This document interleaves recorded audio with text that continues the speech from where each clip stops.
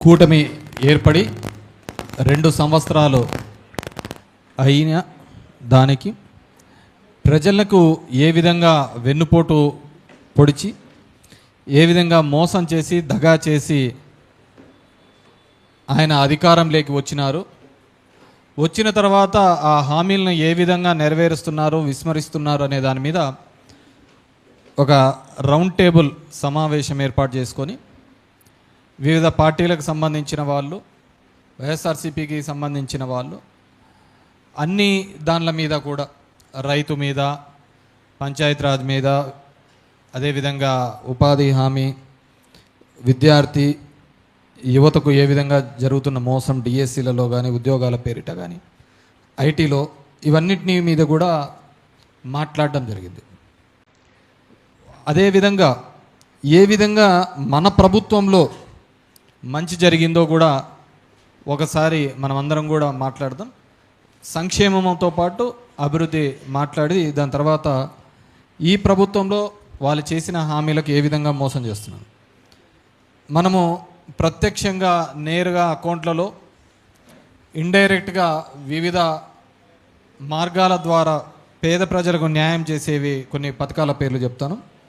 జగనన్న అమ్మఒడి, జగనన్న వసతి దీవెన, విద్యా దీవెన, విదేశీ విద్యా దీవెన, వైఎస్ఆర్ రైతు భరోసా, వైఎస్ఆర్ 0 వడ్డీ పంట రుణాలు, వైఎస్ఆర్ ఉచిత పంటల బీమా, ఇన్పుట్ సబ్సిడీ, వైఎస్ఆర్ మత్స్యకార భరోసా, వైఎస్ఆర్ 0 వడ్డీ, వైఎస్ఆర్ పెన్షన్ కానుక, వైఎస్ఆర్ చేయూత, వైఎస్ఆర్ ఆసరా, వైఎస్ఆర్ బీమా, వైఎస్ఆర్ కాపు నేస్తం, వైఎస్ఆర్ నేతన్న నేస్తం, జగనన్నకు చేదోడు, వైఎస్ఆర్ లా నేస్తం, వైఎస్ఆర్ వాహన మిత్ర, వైఎస్ఆర్ ఆరోగ్య ఆసరా, ఎంఎస్ఎంఈ రీస్టార్ట్, అగ్రిగోల్డ్ బాధితులకు, అర్చకులకు, ఇమాంలకు, మౌజాన్లకు, పాస్టర్లకు కోవిడ్ టైంలో అందిన సాయం, వైఎస్ఆర్ ఈబీసీ నేస్తం, వైఎస్ఆర్ ఆరోగ్యశ్రీ, వైఎస్ఆర్ కళ్యాణమస్తు, వైఎస్ఆర్ షాదీ తోఫా, అదేవిధంగా హౌసింగ్, జగనన్న తోడు. ఈ విధంగా ప్రత్యక్షంగా 2,73,756 కోట్ల రూపాయలు నేరుగా తల్లిదండ్రుల అకౌంట్లలోకి వేయించడం జరిగింది. ఇవి కాకుండా జగనన్న తోడు, జగనన్న గోరుముద్దలు, వైఎస్ఆర్ సంపూర్ణ పోషణ, జగనన్న విద్యా కానుక, హౌస్ సైట్స్, వైఎస్ఆర్ కంటి వెలుగు, 10th విద్యార్థులకు బైజూస్ కానీ ఇలాంటివన్నీ ఇస్తూ, విద్యుత్ సబ్సిడీ, ఈ విధంగా నేరుగా కాకుండా వివిధ రూపాల్లో పథకాల రూపంలో అందించినది 1,84,604 రూపాయలు అన్నమాట. మొత్తం 4,58,360. ఇది పేదలకు నేరుగా అందించిన డబ్బు. దీంట్లో ఏ పార్టీ చూడలేదు, ఏ కులం చూడలేదు, ఏ మతం చూడలేదు. మన పార్టీ అజెండానే.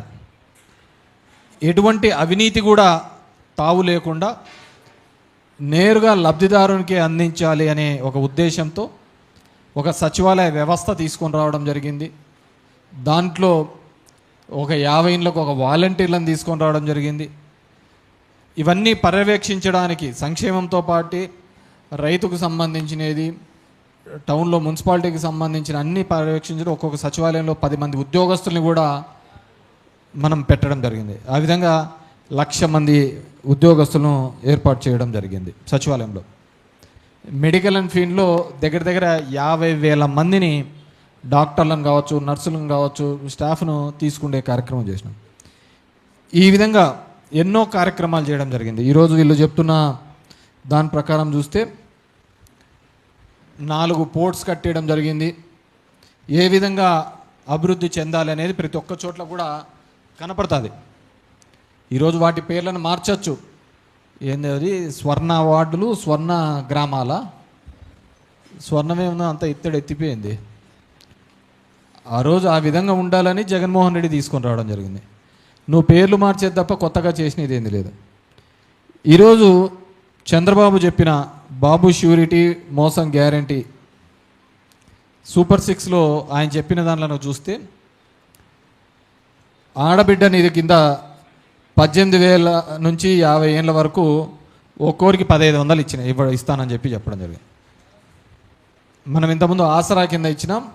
ఈయన నేను అట్లా కాదు, నెల నెల 1500 ఇస్తానన్నాడు. మన డ్రామా నాయుడు తీసుకొని దీనికి నీకు 1500, నీకు 1500, నీకు 1500 అని ఇంటింటికి తిరిగా. ఏమ్మా నువ్వు రాలేదు, నీ వయసు ఎంత? 12 అడిగేది. నీకు ఇంకా వస్తుందని చెప్పి ఇప్పటికి 2 సంవత్సరాలు అవుతుంది. 36,000 ఏ మహిళ కన్నా వచ్చిందేమో కనుక్కోమండి. 50 ఏళ్ళ వరకు నిరుద్యోగ భృతి. ఆయన ఏమంటున్నాడు, ఇప్పుడు 20 లక్షల ఉద్యోగాలు ఇచ్చినాను అంటున్నాడు. నువ్వు చేసిన డిఎస్సిలో ఇచ్చిన 16,000 ఉద్యోగాల్లోనే మొదటి ర్యాంక్ వచ్చినోనికి ఈలే నువ్వు 20 లక్షల ఉద్యోగాలతో. ఎంతమందికి వచ్చినాయని చూడ మనం. డిఎస్సిలో 3.5 లక్షల మంది రాస్తే దాంట్లో 16,000 మందిని సెలెక్ట్ చేయడానికి ఎన్నెన్ని తిప్పలయ్యా.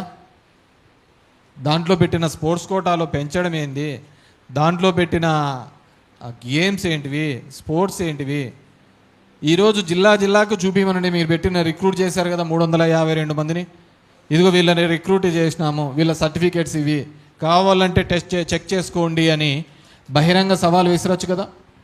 బహిరంగంగా ఎవరైతే ఎంపిక కాబడ్డారో స్పోర్ట్స్ కోటాలో వాళ్ళను జిల్లాకి ఇంతమంది ఉంటారు కదా, 5 మందో 6 మందో, వాళ్ళందరినీ చూపించి వాళ్ళ సర్టిఫికేట్లు కరెక్ట్ ఉన్నాయని చూపించవచ్చు కదా. అది వదిలిపెట్టి దీని మీద మాట్లాడితే కేసులు పెడతామంటే ఇంకెంతవరకు వస్తుంది? ప్రశ్నించే వాళ్ళ మీద కేసులు పోతామంట అంటే నీ దాంట్లో సెలెక్ట్ అయిన 16,000 మంది కాకుండా 3,25,000 మందికి అదే తపన ఉంది. ఈ డిఎస్సి దగా డిఎస్సి అని దీంట్లో మోసం చేశావు అని చెప్పేసి. మరి మీరు ఎంతమంది మీద కేసు పెట్టుకుంటూ పోతా ఉంటారు? అదేవిధంగా 50 ఏళ్ళకే పెన్షను. ఆ లైన్ కాకుండా ఈ లైన్లో అందరికీ రావాలి పెన్షన్. ఆ లైన్ ఇట్స్ పెడితే ఈ లైన్లో అందరికీ రావాలి 50 ఏళ్ళ పెన్షన్. బీసీ ఎస్సీ ఎస్టీ వాళ్ళకందరికీ కూడా 4,000 పెన్షన్ ఇస్తామన్నా. ఈ 2 ఏళ్లలో వాళ్ళకి ఇవ్వాల్సింది 96,000 రూపాయలు ఇవ్వాల. వాళ్ళది వదిలి ఈ 2 సంవత్సరాల్లో ఏదైనా కానీ ఒక్క కొత్త పెన్షన్ ఇచ్చినావు నాయనా, ఒక్క కొత్త పెన్షన్ ఇచ్చింటే ఒట్టు. ఎలాంటి పెన్షన్లు ఇచ్చినారంటే భర్తకు పెన్షన్ ఆల్రెడీ వస్తుండి ఆయన చనిపోతే అది భార్యకు వచ్చింది. కొత్తగా ఎక్కడైనా ఏ కుటుంబంలో కానీ ఏదైనా ఇబ్బంది జరిగింటే వాళ్ళకి ఎక్కడే కానీ ఒక కొత్త పెన్షన్ వచ్చిన దాఖలాలే. నేను చెప్పేది 60 ఏళ్ళకు 50 ఏళ్ళ సంగతి తర్వాత సంగతి. నోటికి వచ్చినట్టు చెప్పినాడు. ఈరోజు అదే జనం దగ్గరికి పోయి అదే ఇవన్నీ చేసినాము అని చెప్పుకోవడానికి ఇప్పుడు ఎప్పుడో వచ్చామంట, అంతా ఇంటింటికి తిరుగుతారంట. ఆ రోజు ఏంది, ఇంటింట్లకు ఫోన్లు చేసినారు, అందరికీ కూడా అది బాండ్ ఇచ్చినారు. నీ ఇంటికి 10 లక్షలు వచ్చాది, 20 లక్షలు వచ్చాదని. ఇదేదో బాగుంది, జగన్ రెడ్డి 5-6 లక్షలే ఇచ్చినాడు, ఇదేదో 20 లక్షలు ఇచ్చాడంట ఇతను, ఇది బాగుందని చెప్పి అనుకున్నాం. ఈ 10 లక్షలు పోయింది, 20 లక్షలు 2 పోయినాయి. తల్లికి వందనం కింద ఇస్తా అంటే ఇప్పటికీ పడతా అంటాయి. నేను మన ఆర్టీఐలో అడిగిన ఇన్ఫర్మేషన్ ఇవ్వండి అయ్యా, ఎంతమందికి ఇచ్చినారో చూస్తాను దాని సంగతి అని చెప్పేసి. ఎక్కడే కానీ ఇన్ఫర్మేషన్ లేదు. మనం ఉన్నప్పుడు సోషల్ ఆడిట్ జరిగేది, సచివాలయంలో అతికిచ్చేవాళ్ళు, ఇదిగో వీళ్ళకి ఈ లబ్ధిదారు ఎవరైనా అభ్యంతరాలు ఉంటే చెప్పండి అని చెప్పి. నేను ఏడన్నా గుడ్ మార్నింగ్ పోయి తిరిగేటప్పుడు నన్ను అడిగేవాళ్ళు, సార్ బటన్ నొక్కి 2 రోజులే ఉంటుంది, ఇంకా వాళ్ళే సార్ అనేవాళ్ళు. ఇప్పుడు అడగండి అయ్యా ఇంకా వాళ్ళే అని. ఇంటికి వచ్చి అడుగుతా అంటే మీకు కనపడతా అంటే ఇప్పుడు బాగా సమ్మగా ఉంది, 2 రోజులకు ఒకసారి వచ్చా అంటాడు, నెలకు 2 రోజులు వచ్చా అంటాడు. అడిగేకిలే పెట్టేకిలే. ఇంతకుముందు సీనా అన్నట్టుగా టీ బాగుంది, చాయ్ బాగుంది అన్నాడు, పోవడం. అడిగేవాళ్ళు అప్పుడు 2 రోజులు రాకపోతే చాలు, సార్ ఇంకా వాళ్ళే వచ్చాదులేమ్మా ఈ వారానికల్లా పడుతుందంటే ఇంకా తట్టుకుంటే వెళ్ళా. పథకం పడిందంటే బంగారు షాపులలో కానీ ఈ ఎలక్ట్రికల్ షాపులలో పోతే ఫ్రిడ్జ్లు టీవీలు అన్నీ. ఇప్పుడు లెక్క పడితే వడ్డీకి పోతుంది అంతా. ఇప్పుడు ఏదన్నా కానీ లెక్క వచ్చిందంటే వడ్డీలో కట్ అయిపోతా ఉంది. ఫ్రీ బస్ అయితే ఇంకా ఏమనే చెప్పాలి, కొట్టుకుంటున్నారంట దాంట్లో. మనం దీపం కింద 3 సిలిండర్లా 6 సిలిండర్లా 3 సిలిండర్లా 6 3 3+3 రావాలా. ఫస్ట్లో ఏందో ఇచ్చినా ఉన్నారు, తర్వాత అది ఎంతమందికి వచ్చిందో తెలియదు. ఇది ఒకటి పెద్ద అడ్వాంటేజ్. ఆడ అయిపోయింది అంటాడు, ఇంక అది అయిపోయినది ఎవడికి వచ్చిందా లేదా తెలియదు.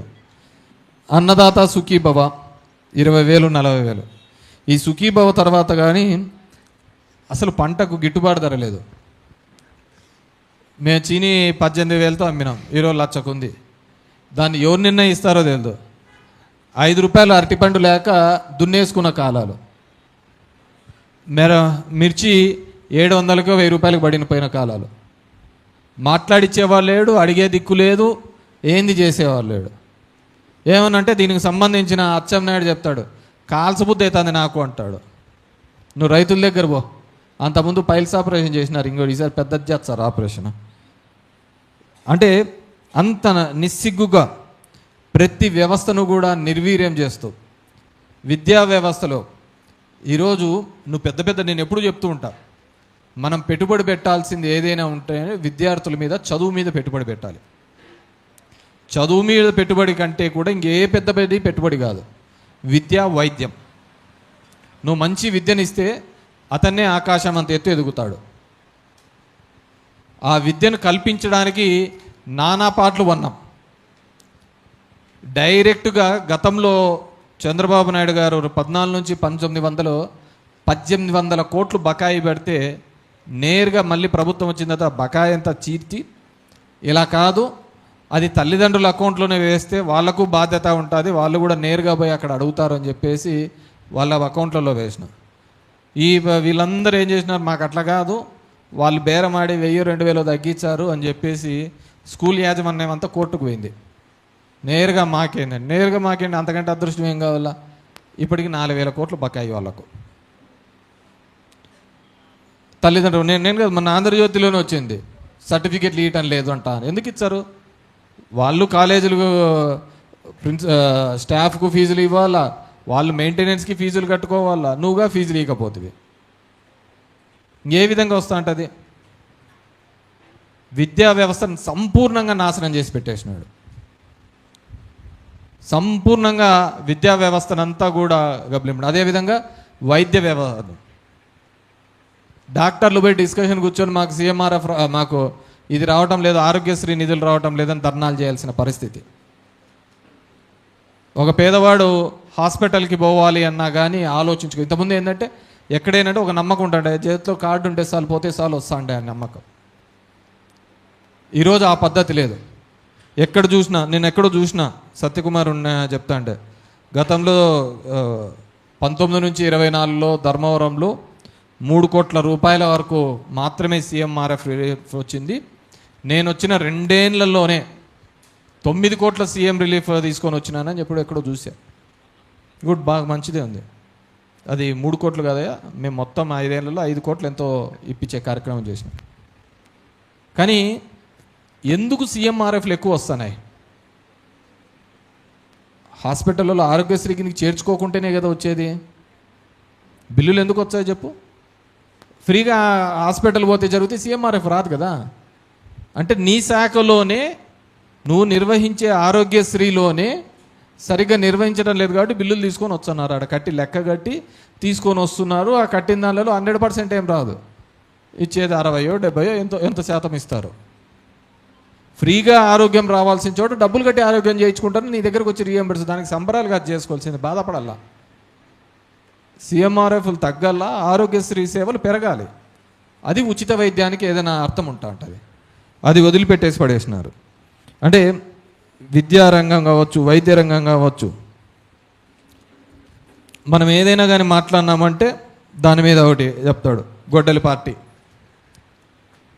నువ్వేదయ్యా పెన్షన్ రాలేదంటే గొడ్డలి పార్టీ.